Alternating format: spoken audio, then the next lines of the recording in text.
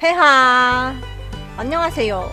오늘은 버퍼, 그 중에서도 소위 브퍼라고 불리는 인챈트리스를 키우시는 뉴비분들을 위한 아주 기본적이고 기본적인 팁을 공유해드리고자 영상을 제작하게 되었습니다. 해블님, 근데 버퍼는 셋인데 왜 브퍼만 다루시나요? 여크루는 한 영상에 담기 힘들 것 같아서 다음으로 미루기로 했고, 남크루는 제가 아직 제대로 키워본 적이 없습니다. 그래서 기회가 되면 나중에 남크루 입문 가이드도 따로 영상 제작을 해보도록 하겠습니다. 감사합니다. 제가 이번 영상에서 알려드리는 부분은 여러분들이 던파에 정착하시기 위해서 필요한 아주 기초적인 내용입니다. 인기인 내에서 100레벨을 찍는 것만으로는 알기 힘든 부분에 대한 것들을 위주로 설명을 드리는 영상이기 때문에 에픽 세팅으로부터 오는 버프력 효율이나 검은 연옥 변환 옵션에 대한 내용 등 뉴비에게 당장 필요하지 않은 전문적인 부분들은 이 영상에서 다루지 않습니다.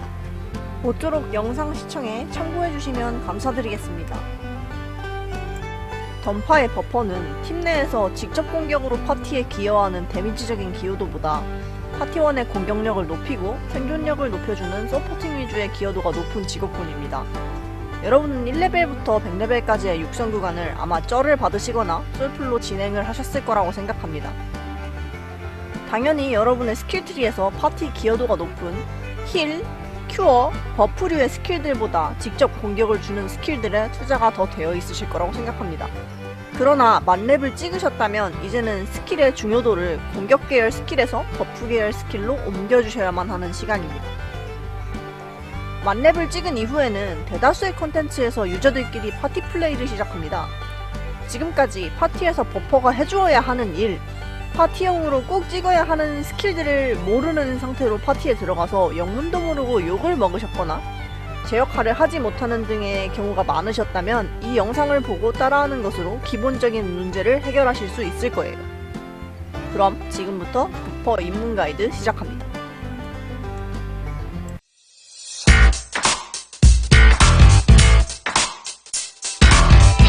먼저 본론에 들어가기에 앞서서 인챈트리스도 세라핌도 그 외 다른 여타 직업군들도 모두 공통적으로 적용되는 부분에 대해 말씀드리겠습니다. 스킬 창에 보시면 도약이라고 있는 이 스킬이 있어요. 단 1포인트라도 좋습니다. 일단 배워주세요. 배우는 것으로 점프력이 조금 더 높아지는데요. 이게 상위 컨텐츠의 패턴 회피에 굉장히 도움이 많이 되실 겁니다. 이걸 찍으셨으면 본격적으로 인챈트리스의 스킬에 대해서 짚고 넘어가도록 하겠습니다. 가장 처음으로는 우선 오라실드를 마스터해주세요. 피해 감소율이 무려 16%나 되는 스킬로 이 스킬이 있고 없고가 버퍼의 생존율을 올려주는 데에 많은 도움이 됩니다. 다음은 꼼꼼한 바느질 라인에 있는 힐과 저주류의 버프 스킬입니다. 맨 위에 바느질 스킬의 경우 파티원을 이렇게 여러 번 꼬매서 힐과 상태 이상을 제거해주는 스킬로 상위 컨텐츠로 가질수록 물약 사용 가능한 횟수에 제한이 생기기 때문에 버퍼가 해주는 힐의 중요도가 높아집니다. 꼭 마스터를 해주셔야 하고, 아래에서 서술할 사랑의 응급조치에 비해서 힐량은 조금 적지만 쿨타임이 짧다는 장점이 있습니다. 현해와 금단의 저주는 모두 파티 플레이 시 아군에게 걸어주는 데미지 증가 버프로, 금단의 저주는 사용을 하자마자 모든 파티원에게 적용이 되지만 편해는 스킬 이름에 걸맞게 편해를 할 대상을 지정해 주셔야만 합니다. 그래서 솔플이 아니고서야 버퍼는 절대 자기 자신에게 자편해를 주는 일은 없어야만 하다고 알아두시면 좋을 것 같아요. 보통 편해는 파티 내에서 가장 센 사람에게 주는 것이 일반적이며, 누구에게 줘야 할지 잘 모르시겠다면 일단 퓨어 딜러에게 주시거나, 파티에 퓨어 딜러가 둘이라 둘 중에 누굴 줘야 할지 모르시겠다면 두 사람의 인포창을 비교하셔서 명성치가 더 높은 곳을 고르시거나, 그도 아니라면 채팅창에 편해 누구 드려야 될까요? 라고 물어보시면 잘 아시는 분들이 편해는 누구누구님 주세요 라고 말할 거예요. 그럼 그 사람에게 주시면 됩니다. 이 버프 스킬들의 지속시간은 약 2분 남짓으로 상당히 긴 편이기는 하지만 무한적으로 지속되는 게 아니기 때문에 상위 컨텐츠로 가면 갈수록 방을 이동하시기 전에 한 번씩 갱신해 주시는 것이 중간에 버프가 끊기지 않기 때문에 꼭 주의하셔야 합니다.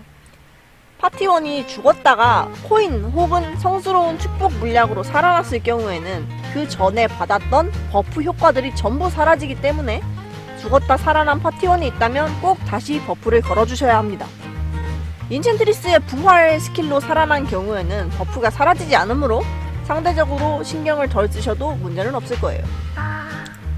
사랑의 응급투치 스킬은 장시간 회복률이 높은 힐 장판을 바닥에 깔아놓는 스킬입니다. 쿨타임이 다소 긴 편이지만 지속시간도 그만큼 길기 때문에 파티원 전체가 피하기 힘든 장판 패턴이 나오거나 즉사급 데미지가 들어오는 패턴 직전에 바닥에 깔아놓고 유지해서 패턴을 넘기는 용도로 사용이 됩니다. 다음은 인형 관련 저주 스킬과 그 인형을 수급할 수 있는 인형 수급 스킬에 대한 소개입니다. 인챈트리스의 경우 25레벨 패시브 스킬인 인형 바구니 패시브 스킬과 연관된 인형 저주 스킬들이 버프 유지에 꽤 큰 영향을 끼칩니다. 인형 바구니 패시브 스킬 바로 옆쪽에 세로로 길게 늘어선 스킬들이 인형 스택을 소모해서 사용하는 저주 계열 스킬들이며 그 옆쪽으로 세로로 길게 늘어서 있는 이 파란색 화살표가 있는 이 스킬들은 인형 수급용 스킬입니다. 인형 저주 스킬들은 인형 소모를 통해서 사용하는 스킬이기 때문에 항상 인형의 현재 개수를 신경을 쓰셔야 하므로 이런 하베스팅 스킬이나 고통의 정원, 애정전시 스킬로 수시로 인형을 수급하셔야 합니다. 던전 아래 들어오시면 화면 왼쪽 아래에 현재 인형 개수를 확인하실 수 있고 최대로 스택을 쌓아둘 수 있는 것은 4개까지입니다. 인형 수가 최대일 때 수급 스킬을 쓰면 인형 수급의 기회를 날리게 되는 게 되겠죠? 그래서 보통 이렇게 인형 스택이 4스택이라면 인형 소모 스킬을 하나 사용을 하신 후에 인형 수급 스킬로 인형을 수급하시는 것이 훨씬 효율적이라는 부분 알려드리도록 하겠습니다. 공격 속도, 이동 속도, 캐스팅 속도를 상승시켜주는 화끈한 애정 스킬의 경우 이동 속도가 중요한 장판 패턴을 피해야 할 때나 특수 기믹을 피해야 할 때 이속이 느린 파티원의 속도 상승을 위해 사용해주시면 굉장히 좋습니다. 레이드나 백제 특수 컨텐츠가 아닌 일반 던전의 경우에는 팀 전체의 이동 속도의 쾌적함을 위해서 인형을 화끈한 애정에 몰빵하시는 것도 나쁘지 않습니다. 그러나 다음에 설명드릴 이 데스티니 퍼펫의 딜 상승 효과가 훨씬 중요하기 때문에 모든 컨텐츠에서 쾌적함만을 목적으로 두고 인형을 화끈한 애정에 사용하시는 것은 추천드리지 않습니다. 인형 소모 스킬들 중 가장 중요한 스킬이 바로 이 40레벨 스킬인 데스티니 퍼펫 스킬입니다. 이걸 사용을 하면 아군에게 10초간 25%의 금단의 저주 효율을 증폭시켜주는 효과가 있어서 아군 딜 상승량에 막대한 영향을 끼칩니다. 인형 소모류 스킬 우선순위의 1순위라고 생각해주시면 되고 파티 플레이 시 파티 전체에 딜이 모자라는 상황이라면 인형을 데스티니 퍼펫 외의 스킬로 소모하지 않는 것을 추천드리며 딜이 극단적으로 모자란다면 인형이 생기는 족족이 퍼펫 스킬을 사용해주시는 게 좋습니다. 왜냐하면 이 데스티니 퍼펫 스킬 같은 경우는 사용을 하신 후에 다시 사용을 하시면 지속시간이 중첩이 됩니다. 리셋이 되어버리는 게 아니고 지속시간이 기존에 남아있었던 지속시간 위에 겹쳐지기 때문에 이런 식으로 여러 번 써서 지속시간을 계속 유지시켜주는 것이 가능합니다. 물론 파티원의 생존까지도 신경을 쓰셔야 하는 상황이라면 후스랄 부활 스킬 내지는 무적 스킬에 써야 할 인형을 남기셔야 하기 때문에 마구잡이로 퍼펫을 소모하시기보다는 아껴두셨다가 네임드 혹은 보스 몬스터를 조우했을 때 사용하는 용도로 쓰시는 것도 좋아요. 다음은 검은 숲의 가시나무 스킬입니다. 검은 숲의 가시나무 스킬은 인챈트리스가 소환한 가시나무 집에 파티원들이 들어가면 짧은 시간 동안 무적을 얻는 스킬입니다. 일반 던전에서는 사용할 일이 거의 없는 스킬이지만 보스의 스킬 파괴를 실패해서 즉사급 데미지가 한 번에 들어오거나 하는 상황에 직면했을 경우에 인형 스택 1개를 소모해서 집을 짓는 것으로 파티원을 안전하게 보호할 수 있습니다. 이 스킬과 부활 스킬을 위해서라도 인챈트리스는 항상 인형 스택 관리에 신경을 써야 하는 캐릭터라고 보시면 될 것 같아요. 다음은 헥스 스킬입니다. 몬스터를 인형으로 만들어서 잠시 홀딩시키는 스킬이지만 사용하는 동안 채널링이 길어서 인챈트리스가 움직일 수 없는 단점이 있습니다.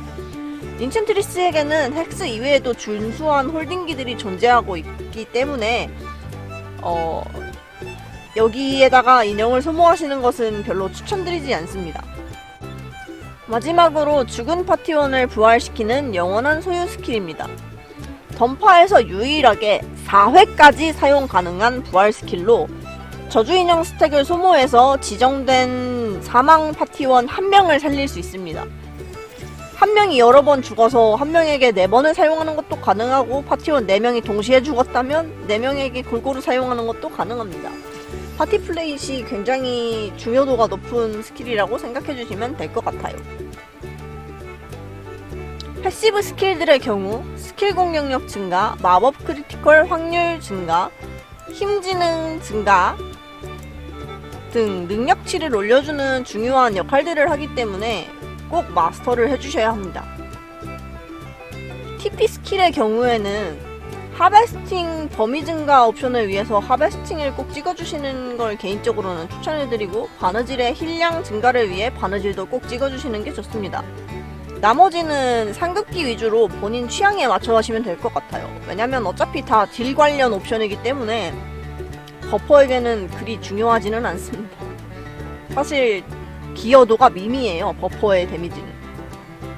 마지막으로 각성기와 2차 각성 그리고 진각성기에 대해서 말씀드리고자 합니다.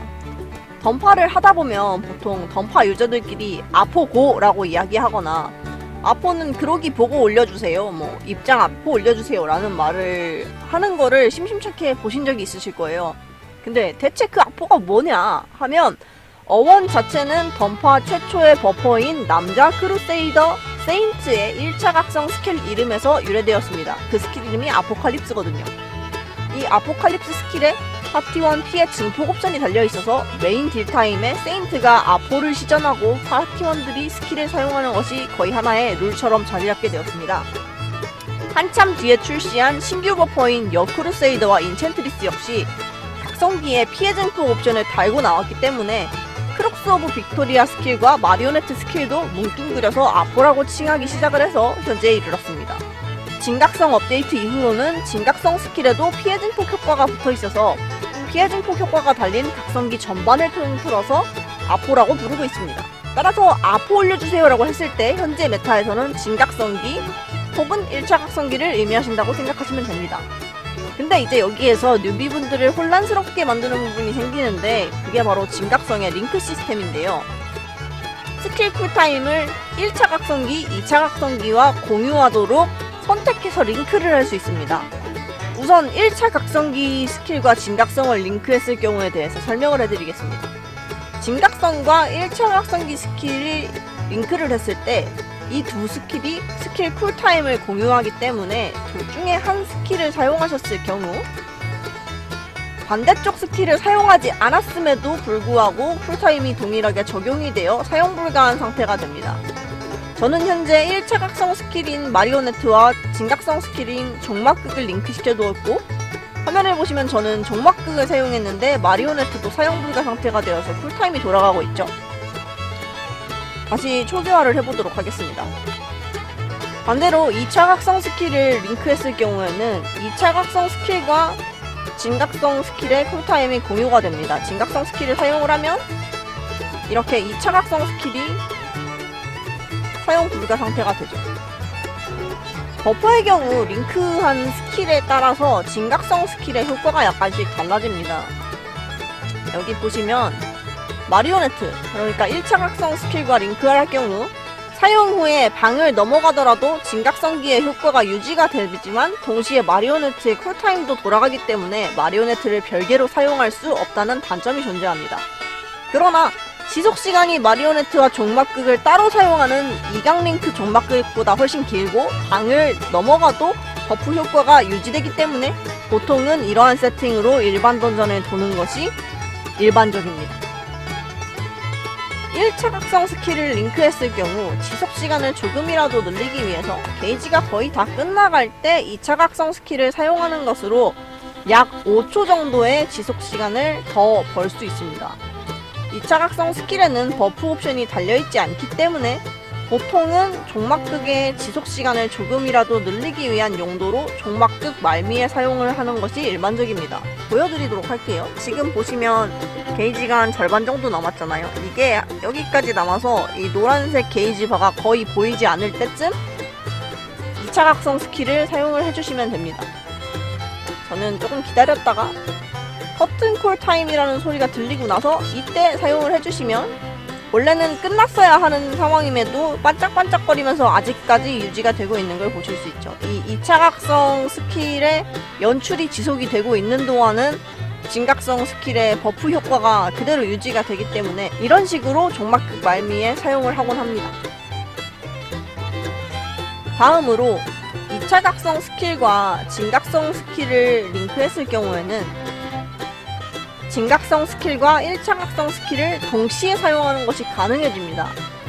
이 경우 1차 각성인 마리오네트의 피해 증폭 효과에 더해서 종막극의 인형의 숲 선택 시 버프 효과까지 더해진 효과를 볼 수 있어서 순간적인 딜 상승량은 증가하지만 일각을 링크한 진각성 스킬처럼 방을 이동했을 때에도 종막극 버프가 이어지는 효과는 없으며 일각 링크가 된 종막극에 비해서 지속시간이 짧다는 단점이 존재합니다. 다시 보여드리도록 하겠습니다. 지금 종막극을 사용하고 종막극이 사용이 되고 있는 도중에 1차 각성 스킬을 동시에 올릴 수가 있어요. 그래서 종막극과 마리오네트 효과가 동시에 적용이 되고 있는 것을 보실 수 있습니다. 이렇게 2차 각성 스킬과 링크된 진각성 스킬의 경우에는 딜 상승량이 조금 부족한 파티에서 짧은 시간 동안 폭발적인 데미지 상승량을 보기 위해 사용을 하는 경우가 있습니다. 1차 각성 스킬과 링크된 진각성 스킬의 경우에는 방을 넘어가도 그 효과가 이어진다는 부분 때문에 일반 던전에서 파티 플레이를 하실 경우에 파티의 화력에 따라 입장 아포, 1렘전 아포, 보스방 아포로 나뉘게 됩니다.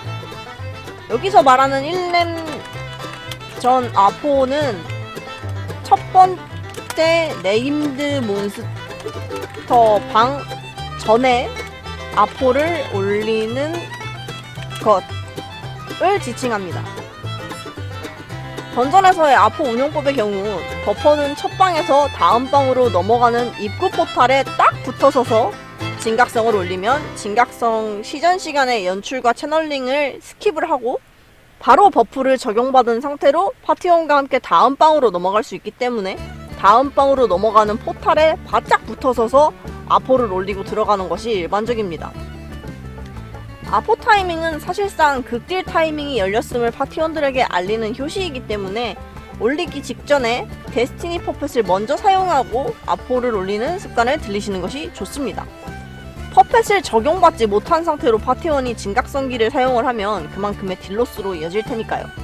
추가적으로 던파의 보스급 몬스터들에게는 광폭화라고 불리는 그로기 패턴이 존재하는 경우가 많습니다.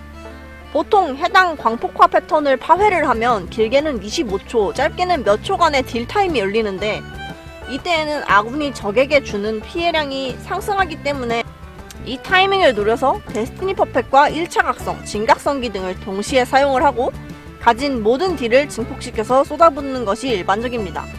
화력이 충분한 파티라면 굳이 광폭화를 기다리지 않고 보스를 조우하자마자 입장아포를 쓰는 것이 일반적이므로 해당 콘텐츠의 초행이라 언제 피해 증폭 버프와 진각성 스킬을 올려야 할지 잘 모르시겠다면 파티원에게 본인이 미숙 초행임을 밝히시고 조언을 미리 구하시는 편이 좋습니다.